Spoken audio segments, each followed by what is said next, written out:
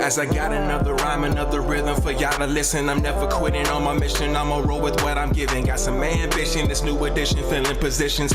Looking at the void in myself and feeling what's missing. Better watch the way you going, better go in the right direction. In the moment you stressing, but you gon' be counting blessings. And I know that for certain. Keep on working, open curtains, haters swerving, cause they ain't ready for your final version. Whoa. I'm never gonna give up. Fall down, I just gotta get up, yeah.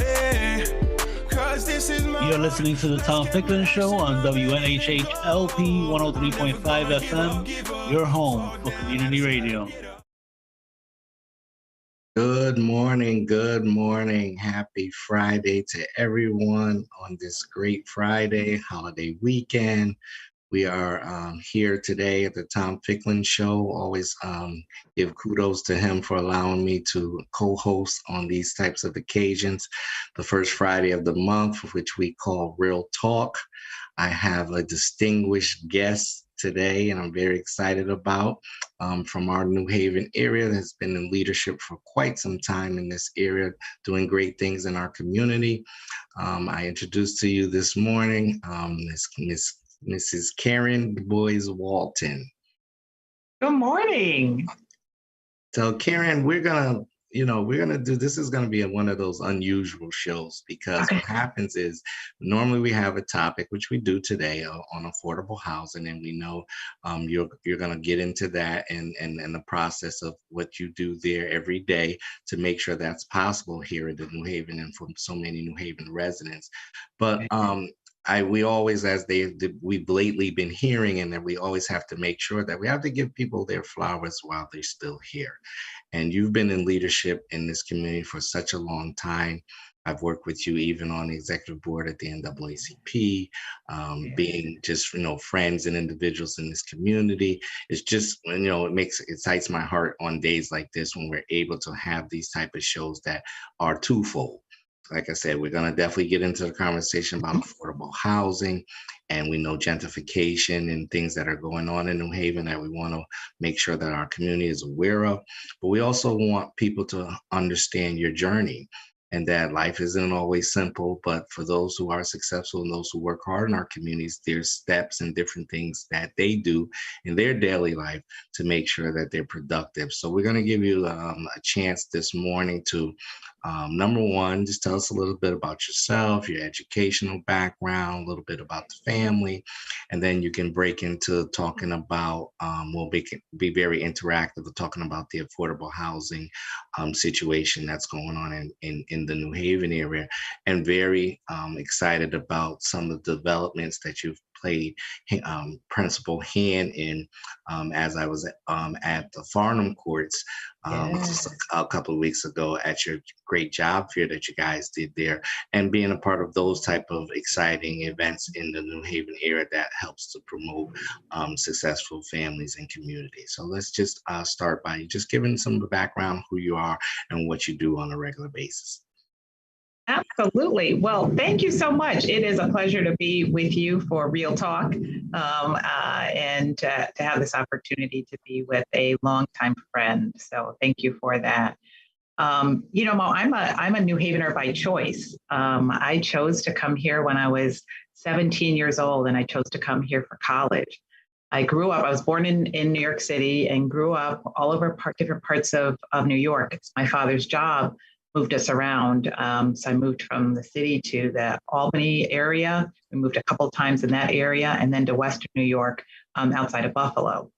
And I mention that because I think that was really formative in my sense of what it meant to build community. The fact that we kept moving meant that we had to sort of keep reestablishing ourselves and figuring out what it meant to find spaces where we fit in.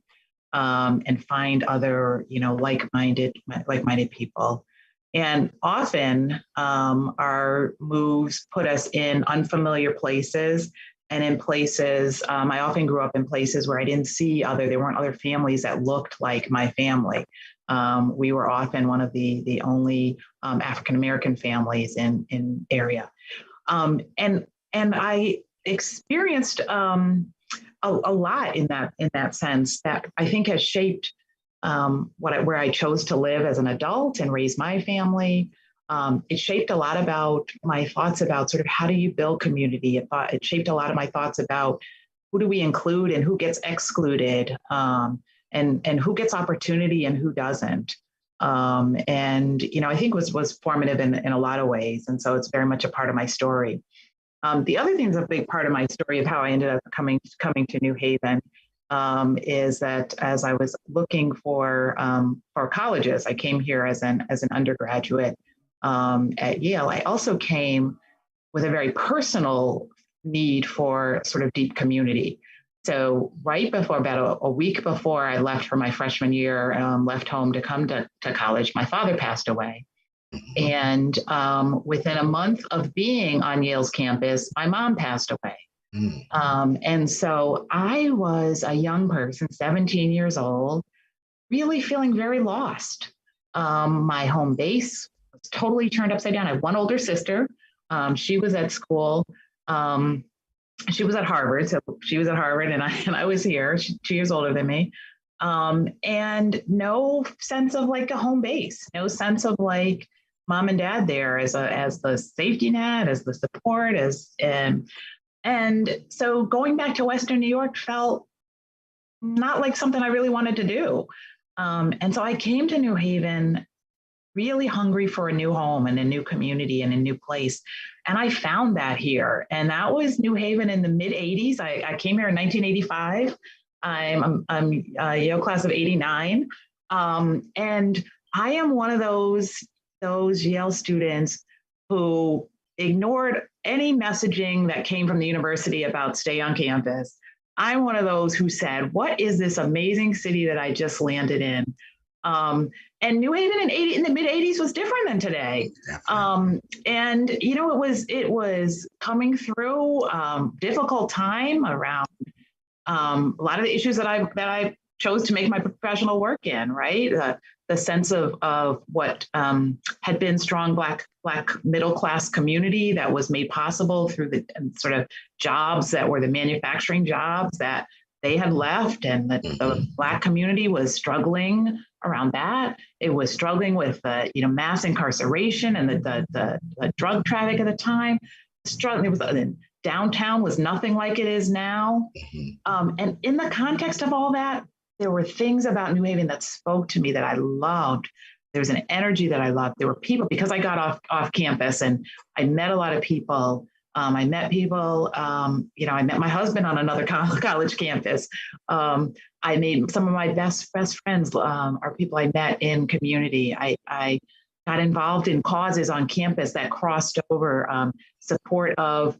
This was a time when Yale unions went on strike every 5 years because the university just was not being a good partner. I made friends in the community who were working at the university and who were part of that movement. Folks who partnered with students around trying to divest from apartheid. I just got all these connections to New Haven that made me just love it. And so other than I left for about 4 years to go, I lived in Boston when I was getting doing my graduate work. I got a PhD from Boston University. So for about 4 years, I lived in Boston, but the first chance to come back, I came back to do my fellowships here and started my career here. So that's like my journey to New Haven. Married, met my husband. We have two. My husband, Kevin Walton, well known in this community. He's Coach K. Does amazing work in equity and human resources. And you're right, his passion is coaching. So he has coached at Wilbur Cross for many years. We've raised our sons here.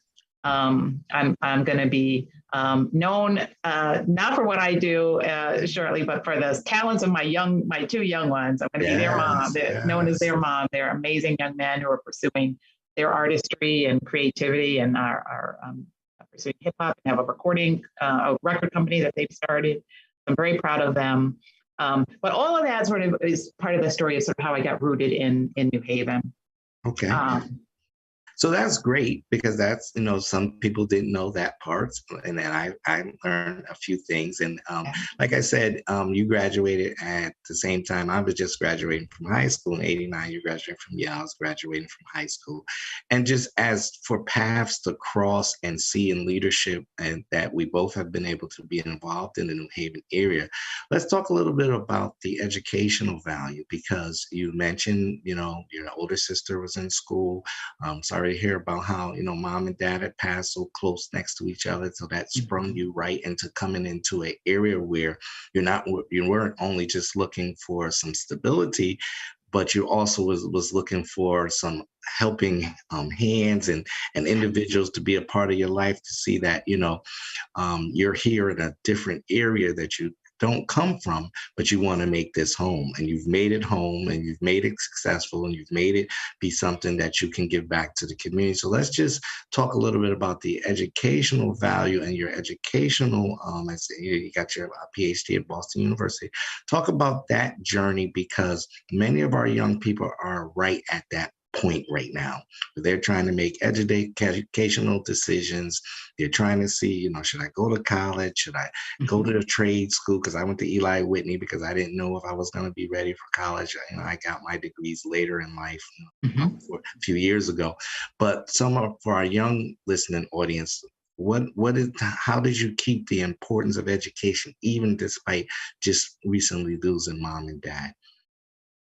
Yeah, I think that made, my parents sort of had always instilled that that's what my sister and I needed to do. And that was like a lot of the messaging. And I don't know that I ever thought about anything else, but I know that it became even more urgent with with the loss of my parents, that I knew I needed to be able to stand on my own.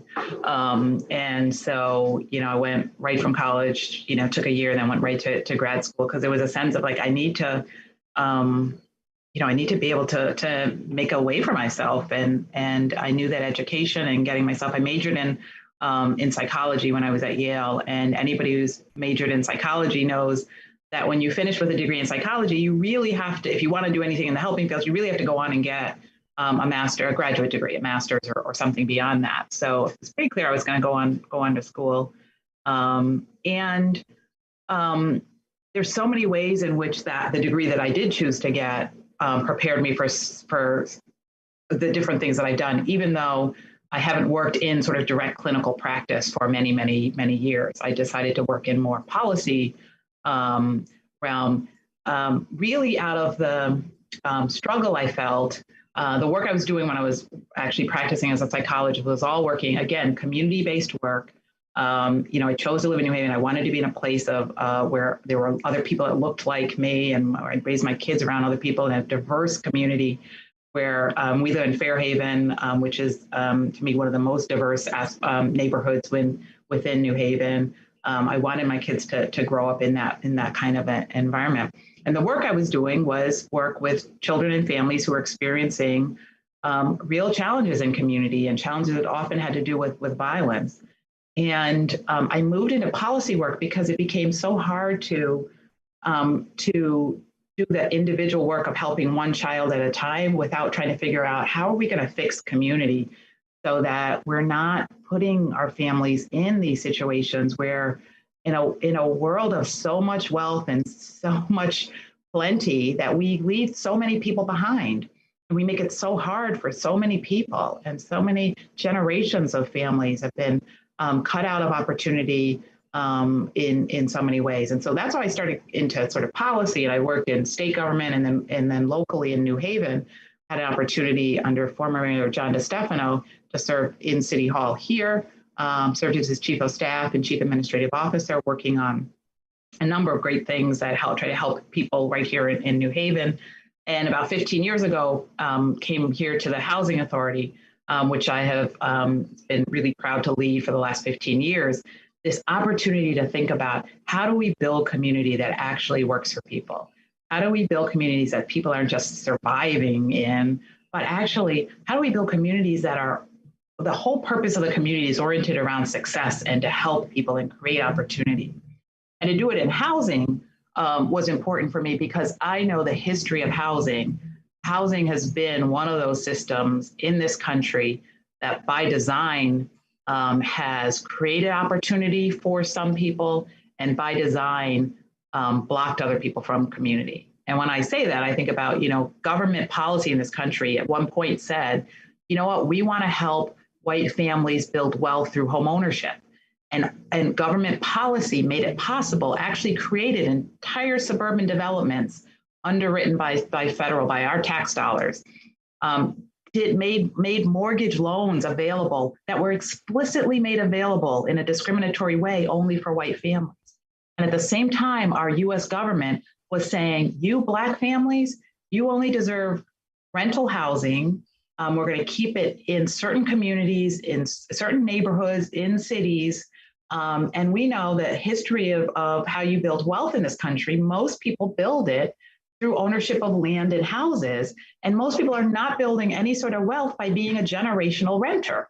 And so the government was instrumental in what we see today, which is suburbs that are overly represented with white families, cities that are overly represented with Black and other families of color, poverty segregated into urban communities. All of that didn't just happen by happenstance. It happened by design, and we generations later are living with the effects of that. And so for me to come and work in housing with this sense of wanting to build communities that work, wanting to undo some of that really horrible history of how housing has been used in the past, it just felt like this great opportunity to get from the inside an opportunity to rewrite housing policy, at least in what I can control here, and to rewrite the program book around how families could actually have opportunity that are living here. And that's what our team here has been doing for 15 years. Okay, great. So now we're going to break it into this segment, and that was a great leeway into this next thought. So being a part of some community things, one now that I'm a part of Community Economic Development Plan, the strategy is taking residents from crisis to sustainability to thriving. And we know within that particular spectrum, affordable housing is very important.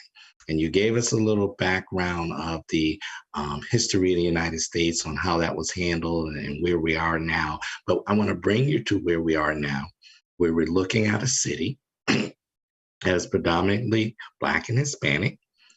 And we're seeing a lot of projects coming up in this area where affordable housing is not even on the table. I just thought, I was reading the other day, they were talking about the project that's supposed to be on 50 Fitch, 243 units, and 13 of them are going to be affordable. So I sat there and I heard something like that. And I know that's a dismay for others in the community when you hear things like that, because out of all of those units, you're only going to make sure that 13 of them are affordable. And so we see Worcester Square area, we see a lot, Munson Street, all these different projects that are coming up. Can you give us a sense of how hard you guys are working in the process that happens when something like a Farnham Court is redeveloped, and let the community understand that that's not something where you woke up one morning and came on your desk and said, oh, we're going to build Farnham Courts, and tomorrow Farnham Courts gets built. Can you kind of help people to see that it takes a long process for you to be in those positions to make sure those type of affordable housing projects happen? Yeah, absolutely. So when I got here 15 years ago, my predecessors had completed the very first redevelopment in this community, which was tearing down the old Elm Haven and rebuilding that into Monterey Place. And they had done the first couple of phases of the rebuild, tear down and rebuild of Quinnipiac Terrace. And both of those are now just about 20 years old. Incredibly different communities than what was there before. And, as you think about what that's all about, public housing public housing was the government's response post-war in response to what were deplorable housing conditions, particularly in cities. It was the response to, come in with a massive building project, and built, beginning in the 30s and 40s, built public housing across the country. And almost as soon as the federal government got into the business, political winds changed, and the federal government decided they didn't really want to invest in it anymore. Well, imagine if you buy a house or buy a car or make any sort of expense, and then immediately decide that you have no money to continue to do the day-to-day maintenance and upkeep of your car. Like, over time, the quality of it is going to really, really go down. And if you at the same time go from creating that housing for working class, middle class families, and then all of a sudden shift your focus and create opportunities for middle class families to go other places, and you leave only the poorest families living in that, the combination of that, the declining quality of the housing stock and putting more and more just the poorest families there, you end up over time getting what we found across the country in what people call the projects. They became places that weren't places of choice, weren't the most desirable places, but they were essential. People needed them. They was the only game in town for money. And so families felt trapped and stuck in that. And we in New Haven were no different than what public housing was experiencing across the country. And so that first redevelopment was a response to, we can do better. And so when I came here, and we did those because we won 2 big federal grants to enable us to do that. And I think most people probably thought, okay, and that was going to be it. They got those grants. They're not going to get, you don't keep getting those kind of grants. And so we did those 2 big ones, and that's great.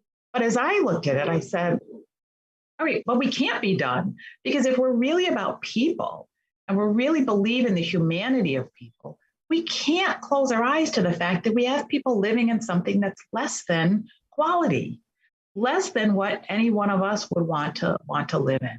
And so that's my standard. Until everything we offer is something that I would move myself into, my children into, my grandparents, if they were still living, into, then our work is not done. And that's the quality of the housing stock, but it's also everything else that goes into creating a community. So we set a vision, and I told folks, we're going to rebuild this whole portfolio. And I know people thought I was crazy at first because it was a big dream.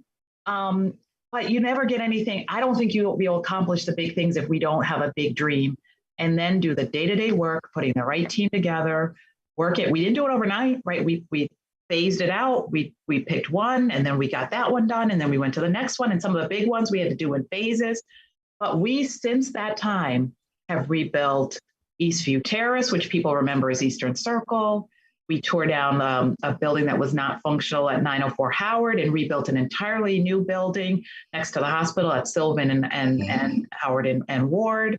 A building that has a mostly affordable, but also has market rate that people who work in the hospital, residents and nurses are happy to rent it and live in a beautiful building. We have rebuilt the entire West Rock, Brookside and Rockview, put some new things, senior housing out there. We've rehabbed all of our senior-only buildings. We're about to tear down the Valley Street blue townhouses there and rebuild that. We are in the planning stage for McConaughey Terrace and for Westville Manor, and those will happen soon. So we have done what we said we'd do, and we've got plans to continue to complete that portfolio. So it's taken time because you got to put together the financing, but it's been solid management has allowed us to borrow money that we need to do. Importantly, it's been work with residents to make sure we're envisioning and building things that residents want. It's been a commitment to it being for those residents, not to displace people and then gentrify and bring in some new population, but we're rebuilding for the people that lived there before. And in that process, we also create new opportunities for new people to come in. The communities they compete with market, they have all the same amenities as the market rate stuff that you see coming up, beautiful new. The design of them is amazing. They have community spaces, green space, community buildings, but we also put in the kind of services that we know is going to help families who are economically stretched to be able to get back to school, or get a certification that's going to help them, or work on their resume, or build job skills. We do a ton for kids so that our kids can have everything they need to graduate high school ready and not need affordable housing themselves is the goal. A lot of stuff for our seniors so that they can age in place, and our families living with disabilities, helping to address their medical needs or their social, emotional needs, so that it can be a real community of people who support each other and know each other. And so we know it works. We know that you can put a market rate and affordable together because we've been doing it. And so to see what's happening in the city beyond what we're doing, be so skewed to only putting on high-end market rate units is very concerning to me, because I feel like we are in positions. And when I think about all the history that I talked about and the way in which it was so racially unjust, there were people in seats who made decisions that created that. And so I'm sitting here trying to undo some of the people that did that in our system, right? But we have decision makers right now that are making decisions that are either going to be looked back on 40 years from now and say, wow, they really did some great things to desegregate communities and to create opportunity. Or people are going to look back at us and say, look back at the decision makers made and say, my gosh, how did they allow downtown to become so hyper segregated, and how did they allow it to become a place where only wealthy people could live?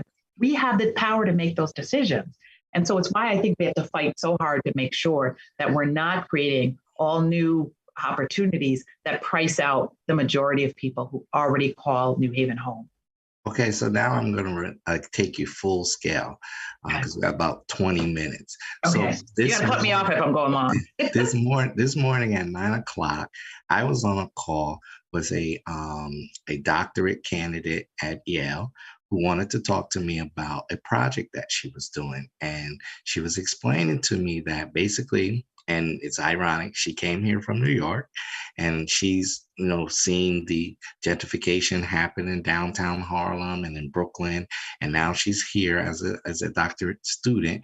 And she wants to find out how can she get in touch with the movers and shakers in the local community, get some data, get some information, because she sees the problem that I don't think everybody's seeing. You see it every day.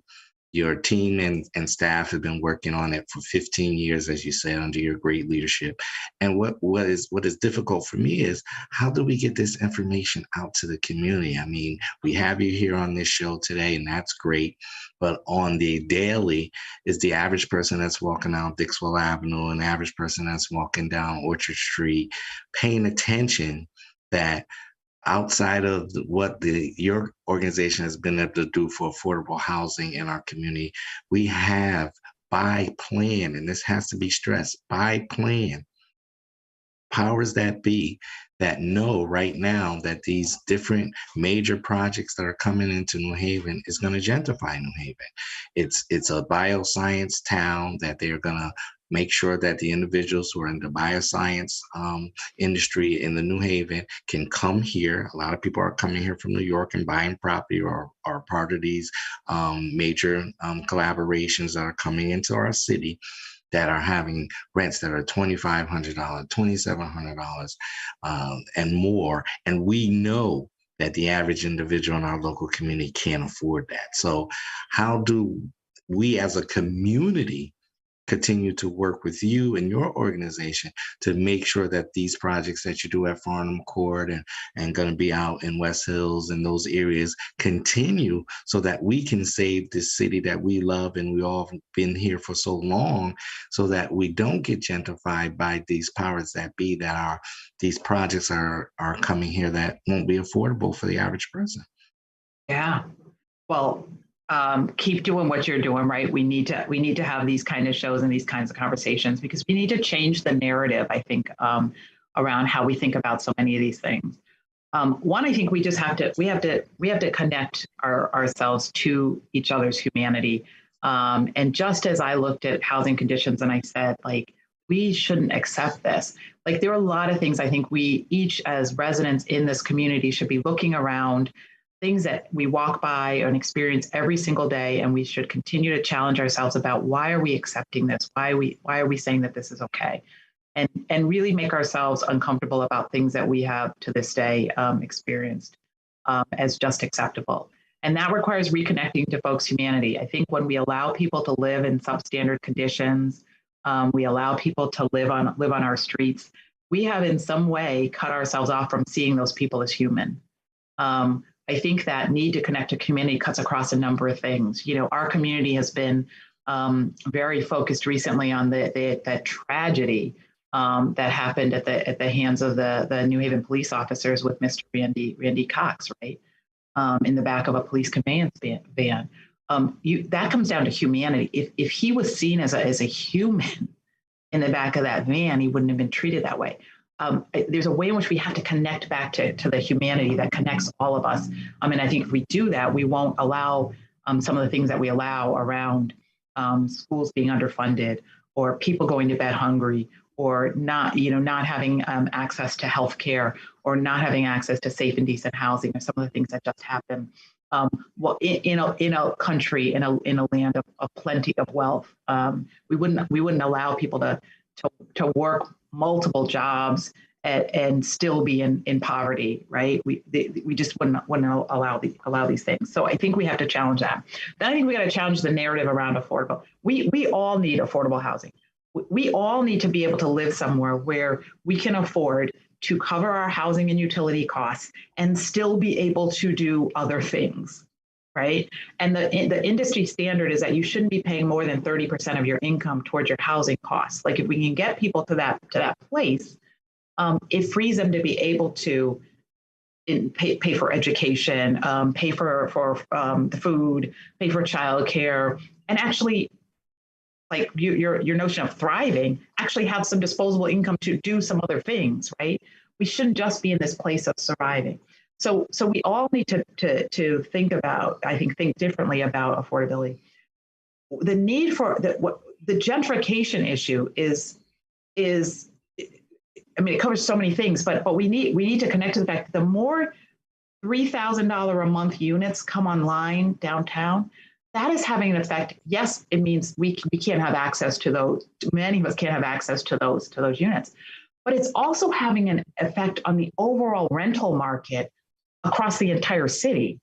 It is driving the cost of rent up for all of us, not just for those who are in the tower downtown with the new granite countertops in the pool, right? It means that the unit that's renting in New Hallville, that price is going up as well, and it's making the entire city unaffordable. And so we have to think about that. We have to think about it for ourselves. We have to think about it for those of us that want young people in our community to be able to stay in this community and rent. We need to think about it for folks that have aging family members that we want to be able to stay in this community and afford to be here. And so I think it requires us all to get involved in this and think about it not just as something that folks on a wait list for Section 8 need to be concerned about. It is something we're all concerned about. And then I think as we bring the humanity and change the narrative, I think it gives us an opportunity to all get engaged in this and to all be a part of the conversation about it, so that we're making different decisions about what we say yes to and what we say no to in our communities. So let's make sure that as we're trying to address this, we're not going to, first of all, we're not going to build enough new affordable housing to meet the need. What we need to be doing is think about how is the housing that's already in our neighborhoods getting up to a standard that we will all feel comfortable with. There are amazing properties all across our city, beautiful 2 and 3 family homes, all throughout Dixwell, New Hallville, The Hill, and Fairhaven that need some love and investment. And that's a place where, I think about the money that came into the city around our COVID recovery funds. I think about the annual investments that the city and the state make each year. We need to be thinking about how we're investing in the housing stock that's already there to bring it up to code. There are amazing things we could do to support existing homeowners.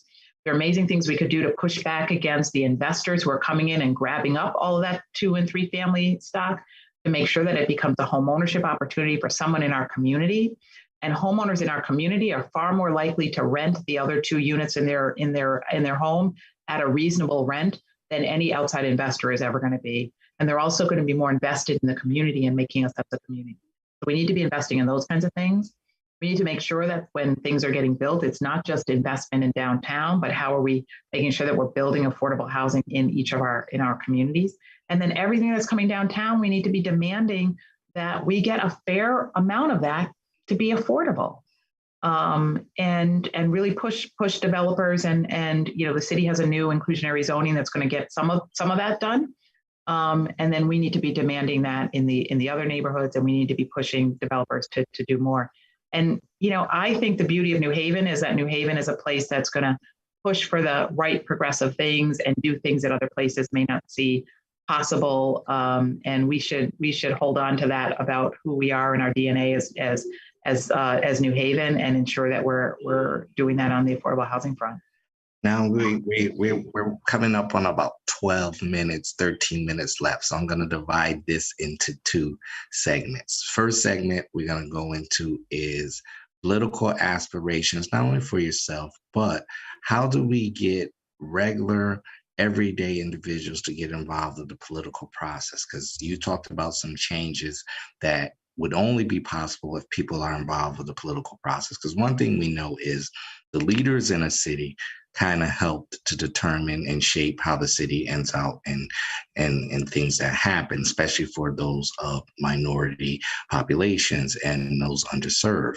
So when we think of urban renewal and all these different terms that we've heard over the years, how is it that people being a part of the political process helps them to be not only be educated about why things happen and what are certain principles that have to be followed when we're doing this type of affordable housing, and principles and numbers, as I talked about a couple of numbers before, like when a project goes up, how many, by law, how many affordable housing units have to be in there? How do we utilize the political involvement and people's education levels of knowing what's going on to be able to help shape some of these standards that you've used your experience to help the city be able to be up to and kind of be held to?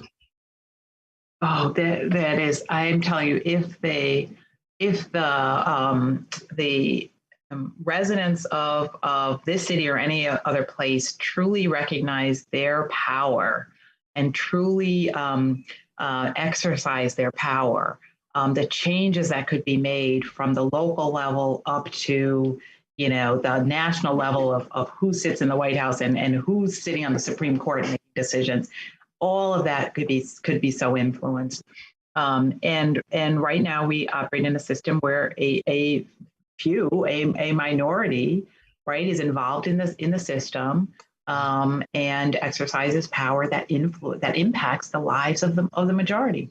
And so I think we need from pre-K through high school graduation, we need really robust return to helping people understand the civic process, right, and how government works. And there's so many ways we can do that in the public school system. There's so many ways we can support that in community-based ways.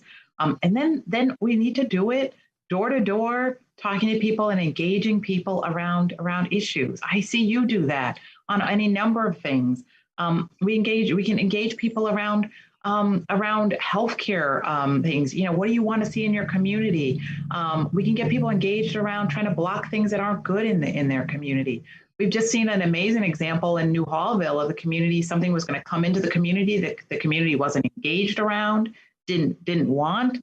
And that community has organized powerfully and totally slowed down what I think folks thought would move pretty quickly, and been able to really shift what's going to happen there.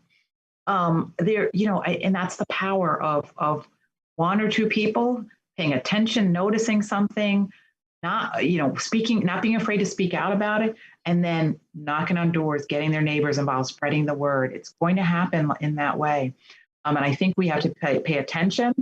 I never blame people. I hear so many people say, oh, they don't vote, that community doesn't vote or whatever. I never blame folks for not being involved in the process. I think we got to improve the process.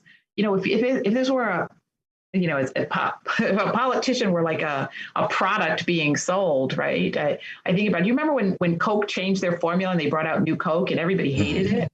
And, and Coke didn't sit around, the people in Coke, they didn't sit around and say, well, what's wrong with people? Why aren't they drinking our Coke? They figured there was something wrong with their product. And so they got rid of it. I think we have to, if people aren't engaged, if politicians aren't speaking to people, engaging people, we can't sit around and blame the people. We have to say, wait, let's get the right folks out there who actually have a heart for people, are connected to people, who do the work, who knock on the doors, who engage, not just at election time, but are out in community and who are addressing the needs. Let's fix that, right? And then, and through that, and through people seeing the power and how they can influence, I think we'll begin to address some of that.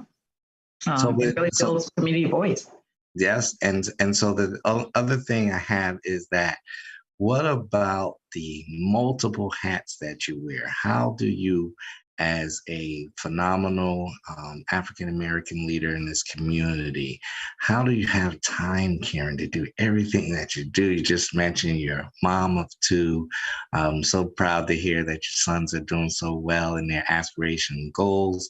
I heard it because of the weather delay, what had happened. I missed his performance in the Arts and Ideas Festival, but we'll look forward to many more in the future.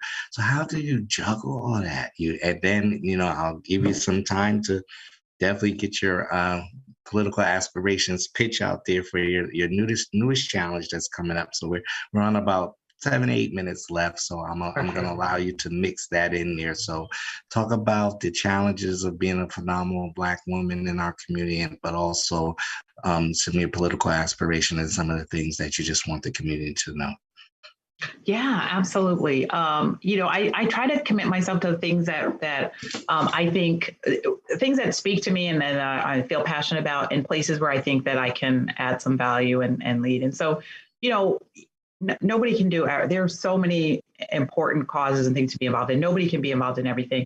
And if you try to get involved in everything, then you're not giving anything, enough attention. So I have focused on things that I think really intersect with how to help the communities that I'm a part of, the Black community, the Latino community, the communities that have been so marginalized for so long. Certainly, women's causes are connected to that.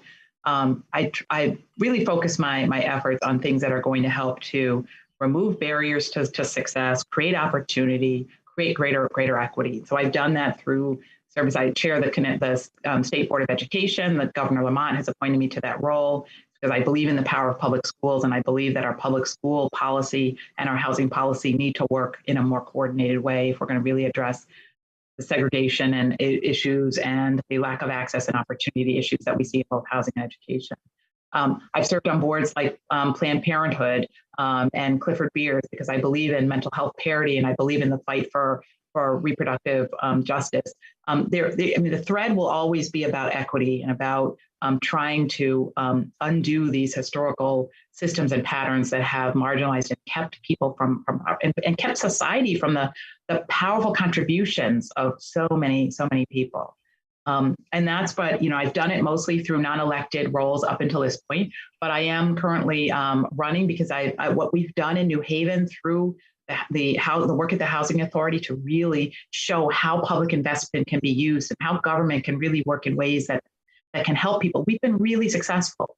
And I think it's time to take that to the state level and have that impact for more and more families. So I am a candidate currently for state treasurer, running in the Democratic primary on August 9th. And I'm running as the candidate that has the experience of delivering in the public sector and has the experience of being the one who has fought on the ground for families for over 25 years in this community. I'm working hard at it, building a great momentum and a great team that's going to get us over the line in August, but looking for everybody who wants to get involved in this to join on our campaign at KarenDuBois-Walton.com. Great, great, Karen. And so with the last few minutes, one thing like I said, we talked about the affordable housing. We talked about some goals that community residents in New Haven getting more involved civically, understanding why these things happen. You talked about something that was very important, that this stuff is systematic. So this isn't stuff that's just happening by chance. And it's not stuff that's just, we wake up and, oh, they've changed this and, oh, they've made this.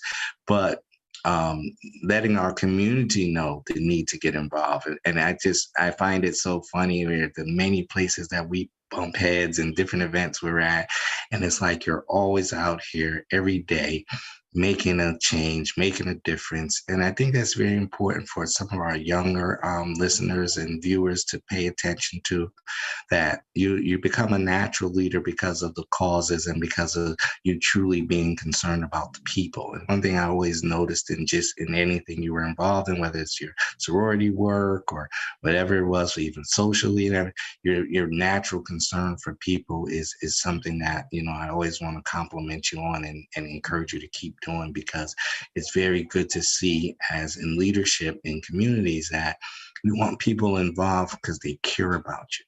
It's not about the money. It's not about a lot of other things we can make it about. And when people see people in positions like you, they need to understand that, yes, she should get paid well for doing the hard work that she does, but it's not easy. You're up many late nights, I'm sure, putting together plans that, had to extend from the office earlier in the day. Like I said, you're a wonderful wife and a parent of two. I mean, parent of two sons.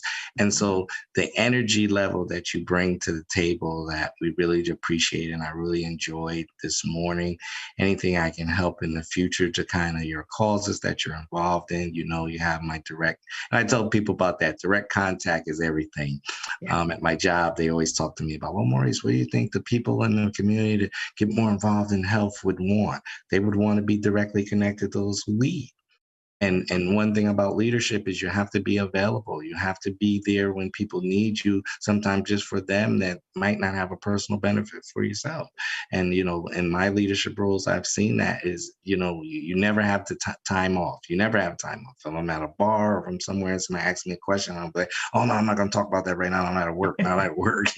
You're always available to the community. And we're so proud of the great work you're doing. And we're glad that you were able to come on this morning and kind of give people a little glimpse into the hard work that you guys are doing down there at the house, and give me the official name now, because you guys are Elm City Communities. Elm City Communities. Absolutely. Thank you. And I like that, because as growing up actually in one of the housing projects, I grew up in the West Hills, Carnegie Terrace area, 103 South Genesee Street. So when I go through there and, we're promoting a Million Jobs campaign and other things, I see, still standing the places where I started my great career at.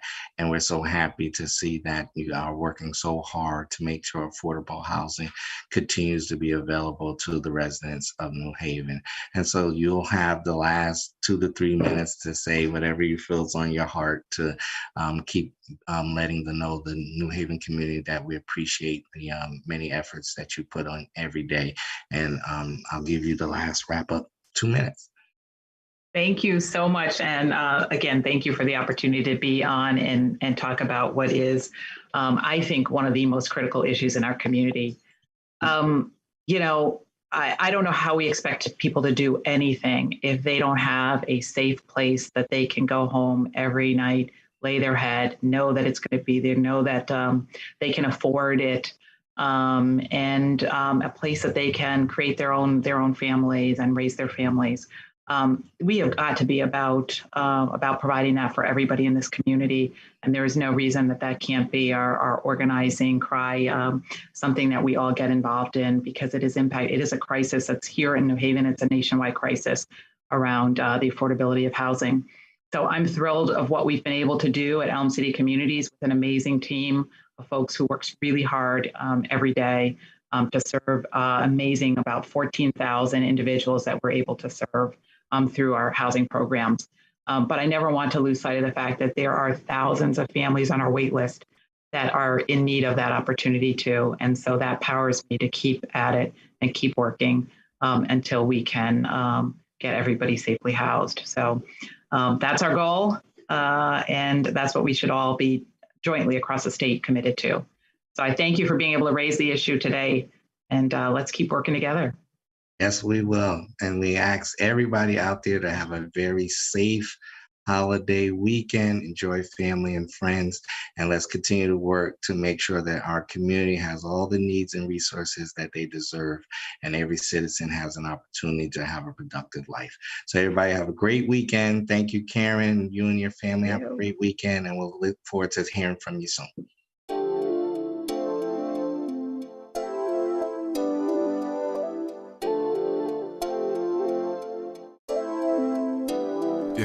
As I got another rhyme, another rhythm for y'all to listen. I'm never quitting on my mission. I'ma roll with what I'm giving. Got some ambition, this new edition, filling positions. Looking at the void in myself and feeling what's missing. Better watch the way you going, better go in the right direction. In the moment you stressing, but you gon' be counting blessings. And I know that for certain. Keep on working, open curtains. Haters swerving, cause they ain't ready for your final version. Whoa. I'm never gonna give up. Fall down, I just gotta get up, yeah. Cause this is my road. Let's camera action, I'm ready to go. I'm never gonna give up. Fall down, I just gotta get up, yeah.